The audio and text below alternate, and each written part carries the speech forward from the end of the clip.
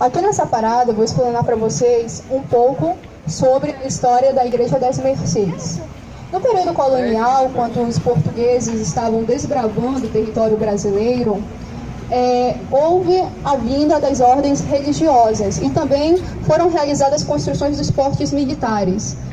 Os fortes militares foram construídos para fazer a manutenção do território. Como eu falei anteriormente, as ordens religiosas eram justamente para fazer a catequização e administração dos povos indígenas. Lá o Forte do Castelo foi construído para a proteção da Igreja de Santo Alexandre, Catedral da Sé.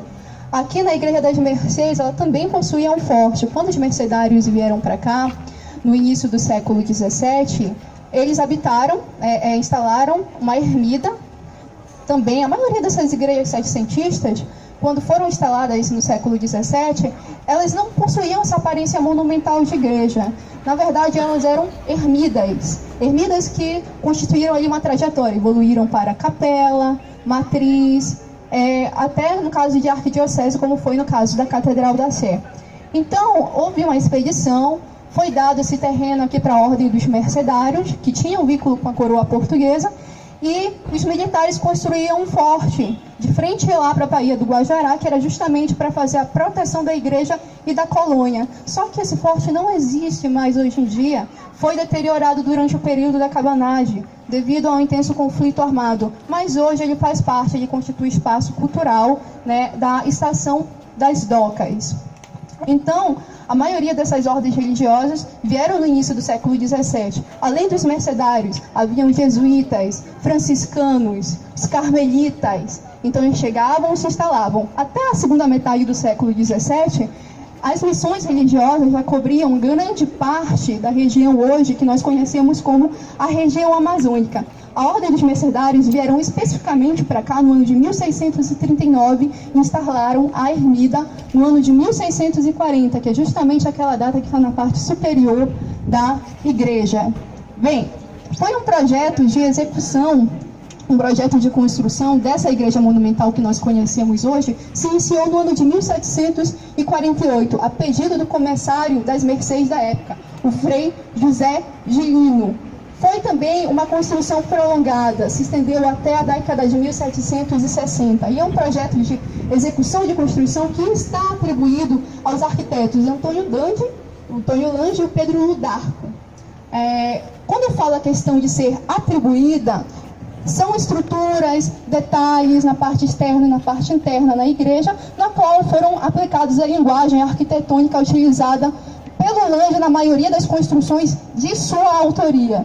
No caso do Lange, especificamente, ele possivelmente foi responsável pela parte da ornamentação das portas, das janelas, retábulos, púlpitos das capelas laterais.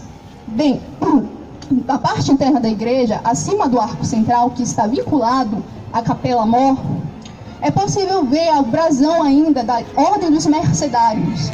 E nesse brasão tem o símbolo da coroa portuguesa, que justamente destaca o vínculo dessa ordem, com a colonização. Porém, foi um vínculo que não durou muito tempo, já que em 1794 a Ordem dos Mercedários foi expulsa do Pará, devido a uma mudança de conjuntura política, rompeu o vínculo com a coroa portuguesa e acabou sendo expulsa do nosso estado durante a administração do Marquês de Pombal, que era considerado naquela época o ministro do reino português. Bem, com o passar dos anos, após a expulsão dos mercedários, tanto a igreja quanto o convento passou a abrigar diversos órgãos no decorrer do tempo. Por exemplo, no período da cabanagem, em 1835, o convento serviu como trem de guerra, que era uma espécie de armazém, onde ficavam armazenados a maioria das munições e dos armamentos, e foi alvo de disputa entre os cabanos e os militares que naquela época disputavam o poder e a administração da nossa região. E, aliás, foi um intenso conflito armado que entrou para a história da cidade de Belém. Além de trem de guerra, também esse convento aqui serviu como arsenal, foi recebedoria provincial, alfândega, abrigou o correio. Na década de 1970, ele sofreu incêndio. Grande parte da sua estrutura ficou deteriorada.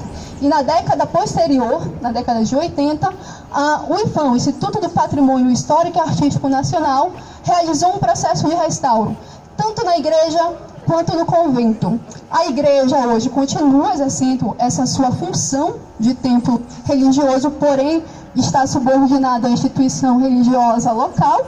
E o convento, que até alguns anos atrás era um espaço que estava sem ocupação, foi eleito pela Universidade Federal do Pará para abrigar um novo curso de graduação de conservação e restauro, que foi idealizado pela Faculdade de Arquitetura, encabeçado pela professora e arquiteta Thaís Sanjá. É um projeto novo, que ainda está em processo de desenvolvimento, mas que futuramente pretende resgatar, preservar esse prédio juntamente com o convento, propiciando também uma maior acessibilidade para o público e para os estudantes. Aqui nós temos a Praça Visconde do Rio Branco, que antigamente era largo. Geralmente esses espaços descampados à frente das igrejas receberam esse nome. E como foi falando anteriormente, era um espaço onde ocorria a dinâmica social da época. Durante o período da Belle Époque foram transformados em espaços de lazer, em que houve o processo de desenvolvimento urbanístico da cidade.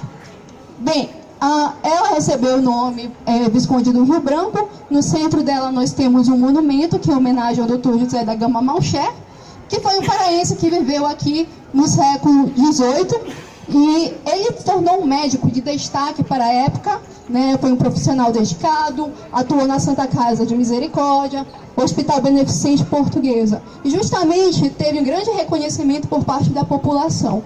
Então resolveram naquela época o governo encomendar essa estrutura que veio da Bélgica em homenagem a esse doutor José da Gama Malcher por suas ações significativas que foram implementadas na cidade naquela época. Tá bom? Então, vamos dar prosseguimento. Quero ressaltar que no projeto circular, Foto Ativa também está de portas abertas para quem quiser visitar e conhecer um pouco mais das atividades que são desenvolvidas por essa associação. Tá bom? Obrigada.